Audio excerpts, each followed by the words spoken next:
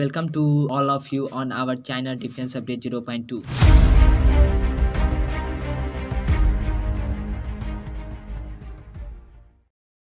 दोस्तों, प्रधानमंत्री नरेंद्र मोदी के आत्मनिर्भर भारत की महत्वाकांक्षी परियोजना ने रक्षा के क्षेत्र में भी भारत को गजब की स्पीड दे दी है।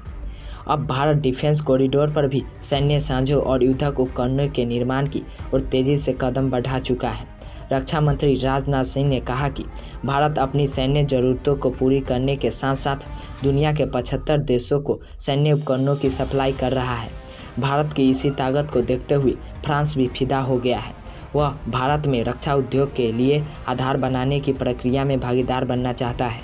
फ्रांस के राजदूत इमैनुएल लेने ने कहा कि उनका देश भारत में रक्षा उद्योग के लिए एक राष्ट्रीय औद्योगिक आधार बनाने की प्रक्रिया में भागीदार बनना चाहता है और दोनों देश रक्षा और अंतरिक्ष क्षेत्र के लिए बहुत से उपकरणों को मिलकर उत्पादन कर सकते हैं।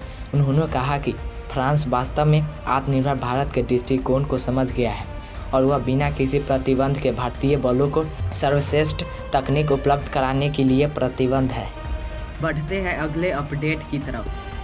दोस्तों, भारतीय सेना ने सिख रेजिमेंट के लिए एक विशेष रूप से डिजाइन किए गए 12730 बैलिस्टिक हेलमेट को खरीदने के लिए भारतीय सेना ने सिख धर्म के शीर्षक धार्मिक नेताओं की आलोचना की है, जिसमें कहा गया है कि पगड़ी सिख विरासत का एक पवित्र प्रतीक है और इस हेलमेट को वीर कहा जाता है, जिसमें एक सिख सैनिक की चोटी को समायोजित करने के लिए एक उभार है और छोटे हथियारों की आग से सुरक्षा प्रदान करता है। हालांकि रक्षा मंत्री राजनाथ सिंह ने इस खरीद योजना को रोकने के लिए कहा। बढ़ते हैं अगले अपडेट की तरफ।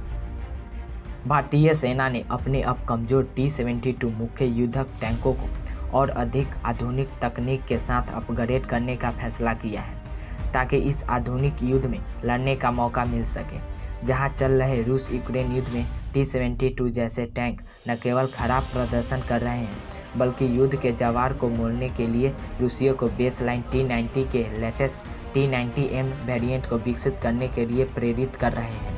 हाल ही में भारत के अर्जुन MBT के लिए डर्डो द्वारा विकसित एक्सप्लोसिव रिएक्टिव आर्मर से लैस T-90 भीष्म के साथ T-72 टैंक को भारत में परीक्षण करते हुए देखा गया है।